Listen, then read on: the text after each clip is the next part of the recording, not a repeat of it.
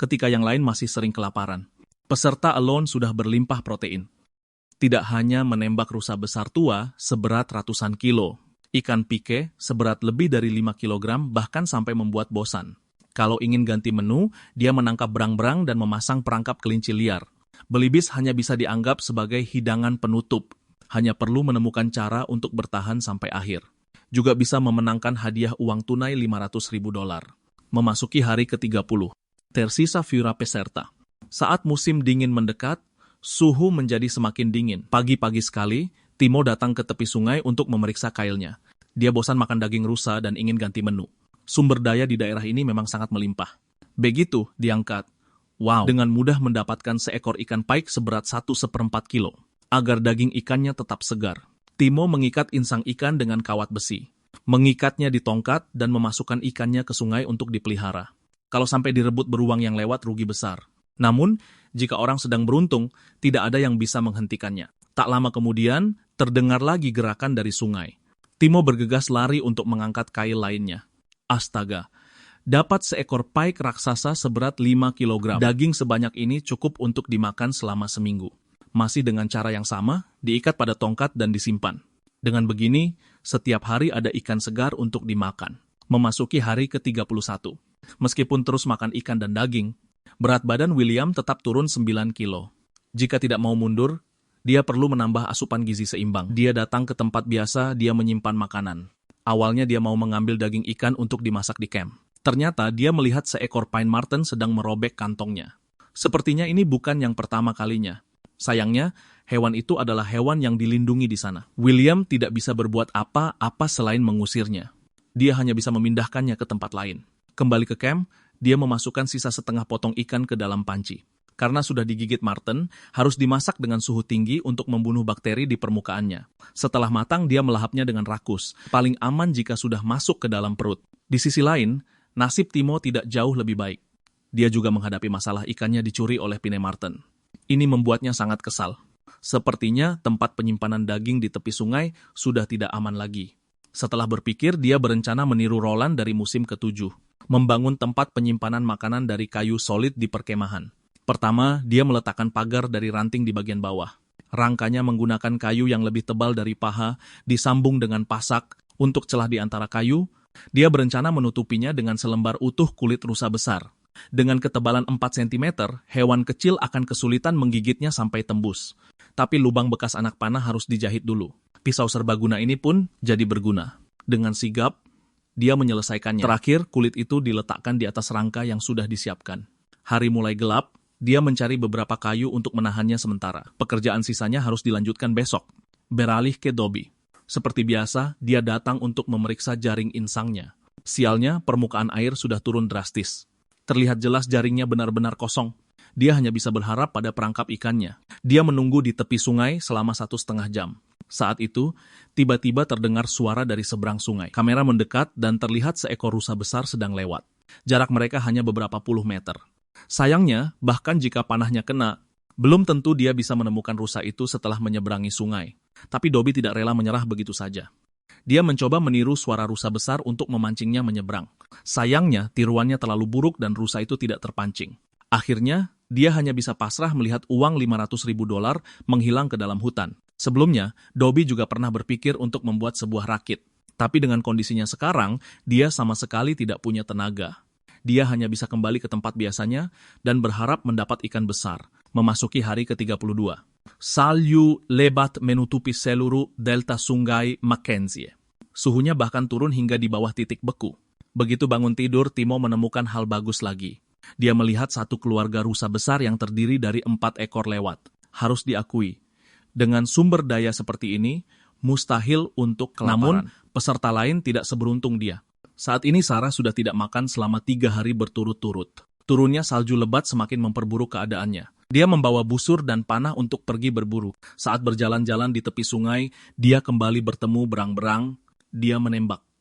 Sayangnya jaraknya terlalu jauh, sama sekali tidak mencari di hutan selama setengah hari, dia masih belum mendapatkan apa-apa. Dia hanya bisa menaruh seluruh harapannya pada perangkap ikan. Saat diangkat, ternyata masih kosong.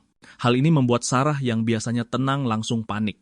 Setelah gagal berkali-kali, dia bahkan tidak punya tenaga untuk berjalan. Jika tidak menemukan makanan lagi, satu-satunya pilihan adalah menyerah. Memasuki hari ke-33.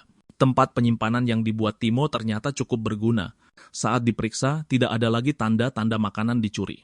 Namun, untuk mencegah dirampok oleh hewan besar seperti beruang hitam, dia berencana menambahkan balok palang untuk meningkatkan keamanannya. Pertama, buat lekukan di 2 pohon besar. Kemudian, runcingkan beberapa pasak kayu dan masukkan ke bawah balok lintang untuk mengencangkannya. Dengan begitu, bahkan beruang hitam pun tidak bisa berbuat apa. Setelah selesai, dia datang ke tepi sungai untuk mengambil daging ikan yang disimpannya. Apa yang ditakutkan, itulah yang terjadi. Tali dan joran yang mengikat daging ikan sudah lama menghilang. Bersamaan dengan itu, ikan tombak seberat lebih dari 5 kg juga ikut hilang. Ini menunjukkan bahwa dia terlalu meremehkan metode penyimpanannya. Jadi, Timo bergegas memeriksa daging ikan yang lain. Saat ini, sepertinya masih tersimpan dengan baik. Untuk menghindari situasi yang sama terjadi 2 kali. Dia memotong-motong daging ikan dan membawanya kembali ke camp. Waktu menunjukkan hari ke-34. Salju turun selama 2 hari berturut-turut. Dobby tidak keluar rumah. Karena terlalu lapar, dia melakukan patroli rutin di sekitar camp. Dia sangat menyesal atas rusa yang hilang itu, berharap bisa menangkap protein untuk mengisi kekosongan ini. Datang ke tepi sungai, dia dengan cepat menemukan jejak berang-berang. Berdasarkan jejak yang jelas di tanah, dia memasang perangkap jerat dengan kawat besi di tepi sungai. Akibatnya, karena terlalu kuat, dia tidak sengaja jatuh ke sungai. Rasa dingin yang menusuk tulang langsung menyelimuti seluruh tubuhnya. Dalam situasi ini, tidak diragukan lagi, ini sangat mematikan. Udah tidak bisa memikirkan kondisi perangkap lagi. Dobby harus kembali ke camp sebelum adrenalinnya habis. Namun, nasib buruk seakan datang bertubi-tubi. Begitu masuk ke hutan kecil, dia tersesat. Dengan panik berputar-putar setengah hari, dia masih belum menemukan arah. Bahkan jika menelepon, tim medis butuh 1 jam untuk datang. Pepatah mengatakan, langit punya belas kasihan. Ditambah lagi dengan nasib baiknya, dia berhasil sampai di tepi sungai. Menyusuri tepi sungai kembali ke camp yang dirindukannya, dia segera melepas pakaian basahnya dan mengeringkannya di samping. Kesalahan seperti ini tidak boleh terulang lagi. Waktu menunjukkan hari ke-35. William berencana untuk memeriksa perangkap jeratnya. Setelah makan terlalu banyak ikan, sesekali ingin ganti menu. Setelah berputar-putar, hasilnya masih belum memuaskan. Sekitar 10 perangkap yang dipasang semuanya kosong. Tak berdaya, dia hanya bisa menggantungkan harapan di tepi sungai. Dari kejauhan, dia melihat ada sesuatu di dalam jerat. Mendekat, ternyata seekor berang-berang yang tersesat. William langsung memukulnya dengan tongkat untuk melumpuhkannya. Dengan keberuntungan ini, orang bisa mengira dia sedang berlibur. Dia tidak perlu khawatir tentang makanan selama 3-5 hari ke depan. Dia membawanya kembali ke camp dan memotong-motongnya. Daging sebanyak ini tidak mungkin habis dalam sekali makan. William menggunakan metode lama untuk menyimpannya. Menimbun daging berang-berang dengan batu. Mengira cara ini bisa menghindari pencurian oleh predator, untuk makan malam, dia hanya merebus kepala berang-berang. Perlu diketahui, di musim-musim sebelumnya, semua yang makan berang-berang mundur karena sakit. Bisakah William mematahkan kutukan ini? Kamera beralih ke Timo. Bangun di pagi hari, dia melihat seekor marten berkeliaran. Tanpa ragu berjalan ke arah lemari es. Tentu saja, Timo tidak akan membiarkan kebiasaan buruknya. Langsung mengeluarkan meriam pengusir beruang untuk mengusirnya secara fisik. Marten itu belum pernah melihat yang seperti ini, mungkin tidak akan datang lagi. Awalnya ingin datang ke tempat lama untuk memeriksa hasil tangkapan hari ini. Di tengah jalan, Timo tiba-tiba menemukan joran yang hilang sebelumnya. Ini membuatnya sangat bersemangat. Mungkin ikan itu masih tergantung di sana. Saat diangkat, ternyata benar. Ikan tombak besar seberat lebih dari 5 kg ternyata masih tergantung di sana. Mendapatkan kembali yang hilang, membuatnya hampir berteriak kegirangan. Takdir berkata lain, dia mendapatkan makanan untuk seminggu lagi. Kembali, Timo langsung memasukkannya ke dalam lemari es. Awalnya ingin beristirahat dengan baik untuk waktu berikutnya, tapi tersedak oleh asap tebal di dalam rumah. Kenapa dia lupa membuat perapian saat membangunnya dulu? Jika masalah ini tidak diselesaikan, tempat ini tidak bisa ditinggali di musim dingin. Di sisi lain, Dobby mendapatkan keberuntungan, pagi-pagi bangun melihat awan berbentuk kepala ikan. Menandakan bahwa hasil tangkapan hari ini pasti tidak sedikit. Memakai jaket bulu angsa yang hangat, dia datang memeriksa jaring insang. Dari kejauhan melihat ada sesuatu di atasnya. Dengan tidak sabar, dia cepat menariknya ke darat, luar biasa, langsung mendapatkan seekor ikan putih super besar. Membersihkannya sebentar di tepi pantai. Selanjutnya, dia pergi ke tempat lain untuk memeriksa kailnya. Benar-benar apa yang dipikirkan itu yang datang, dengan mudah mendapatkan seekor ikan tombak besar lagi. Apa kamu pikir sudah selesai? Sore harinya, dia mendapatkan yang ketiga. Ya Tuhan, keberuntungan ini seperti diberi makan oleh dewa kekayaan. Selama setengah bulan ke depan, tidak perlu khawatir soal makanan. Waktu menunjukkan hari ke-40. Untuk mengatasi masalah asap, Timo memotong sepotong kulit rusa. Memasangnya di atap tempat perlindungan. Ini bisa mengarahkan asap keluar dengan lancar. Saat ini, suhu di luar sekitar minus belasan derajat, tapi di dalam kamp, Timo merasa hangat seperti musim semi. Tanpa khawatir soal makan dan minum, dia sangat memperhatikan kondisi psikologisnya. Kemudian membawa peralatan untuk melakukan inspeksi rutin di sekitar. Sambil berjalan, dia menikmati dendeng rusa. Berdasarkan pengalaman sebelumnya, hanya makan protein akan membuat semakin kurus.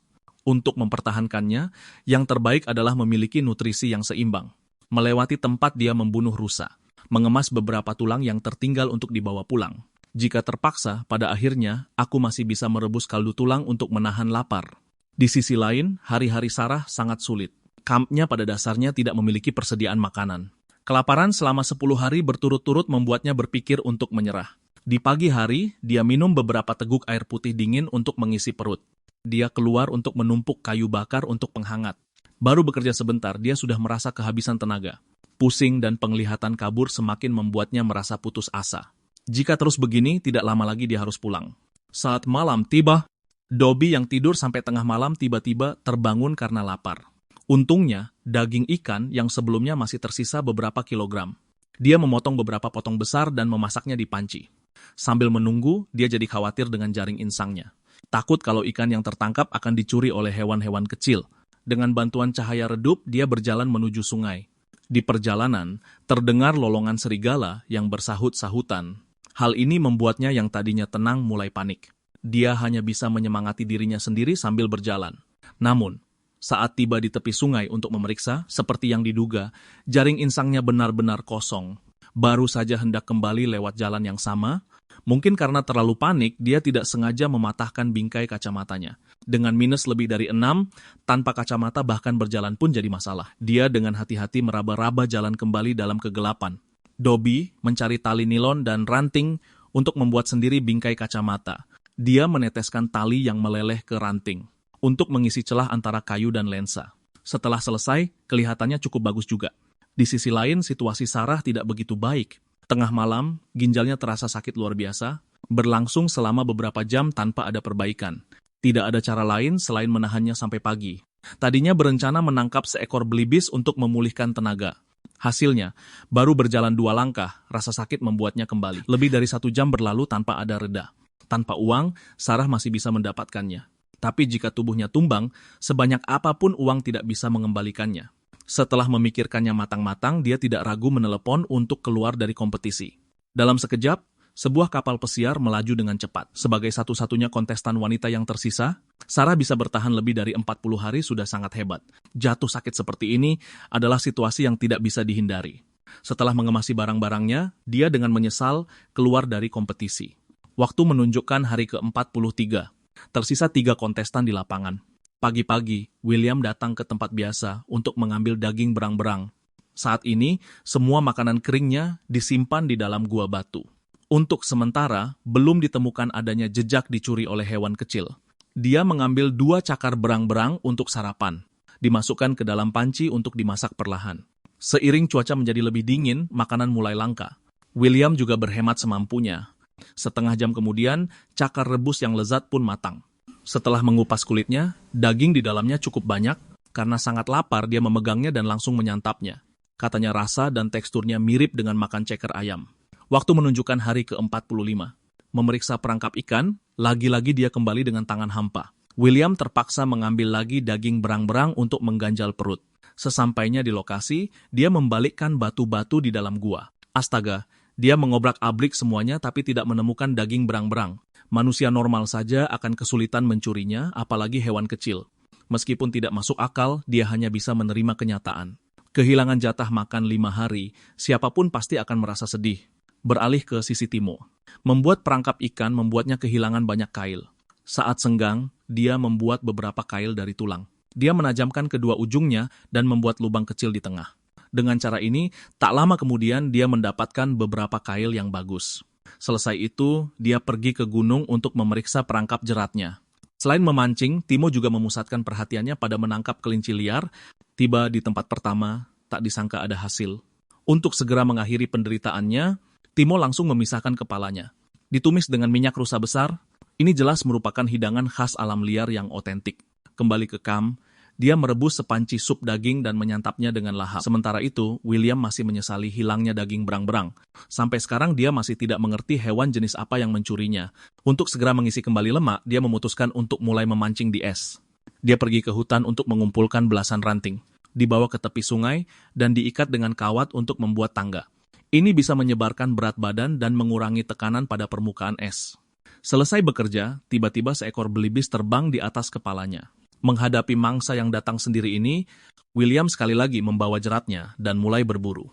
Dengan hati-hati dia mendekati belibis dari belakang. Dia menjulurkan jerat ke lehernya dan dengan cepat mengencangkannya. Aksi ini benar-benar membuat orang ragu apakah belibis punya kecerdasan. Dibawa ke tepi sungai untuk mencabuti bulunya hingga bersih. Kegembiraannya tidak bisa diungkapkan dengan kata-kata. Saat membersihkan jeroan, dia menemukan tembolok ayam yang penuh dengan daun. William meniupnya hingga sebesar balon. Digantung di dahan untuk memamerkan kemampuannya sebagai pemburu. Adapun jeroan ayam yang segar, dia langsung menikmatinya sebagai sashimi. Jika sampai terinfeksi, penyesalan pun tidak akan ada gunanya. Saat malam tiba, Dobby mengalami masalah lagi. Tengah malam, perutnya mual dan terus bergejolak. Sesekali dia juga memuntahkan asam lambung.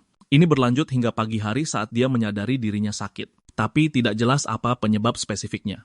Kemudian seperti biasa, dia memeriksa kondisi penangkapan ikannya. Mungkin karena cuaca semakin dingin, jaring insang masih belum mendapatkan hasil.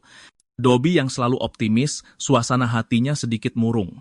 Dia kembali ke kemah dan mengeluarkan daging ikan kod yang disimpan. Bersiap untuk makan besar sebelum tidur. Tak disangka, setelah baru 2 suap, dia merasa ada yang tidak beres. Saat dilihat lebih dekat, ya ampun, ternyata itu parasit. Sepertinya sakit perutnya ada hubungannya dengan benda ini. Tapi sayang sekali jika membuang daging ikan sebesar ini. Dia membuang cacing itu dan terus melahapnya. Waktu berlalu cepat hingga hari ke-51. Dia melemparkan pancing yang dibuatnya ke sungai.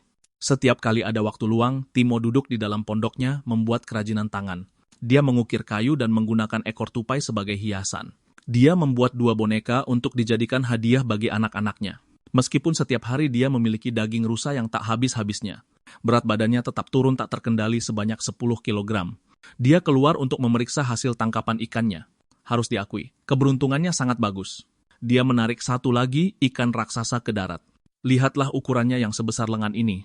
Bahkan untuk kelaparan pun sepertinya tidak ada kesempatan. Ini juga memberikan Timo kepercayaan diri yang belum pernah ada sebelumnya.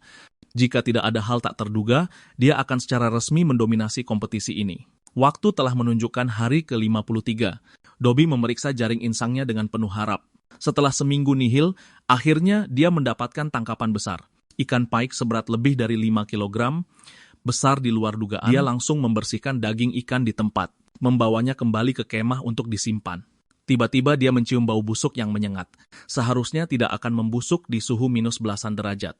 Saat dibuka, ternyata di dalamnya penuh dengan kotoran tikus. Benar-benar karena nila setitik, rusak susu sebelanga. Meski begitu, Dobby masih tidak rela membuangnya. Seiring tantangan memasuki babak final. Bagaimana performa ketiga ahli bertahan hidup yang tersisa? Mari kita tunggu dan lihat kelanjutannya.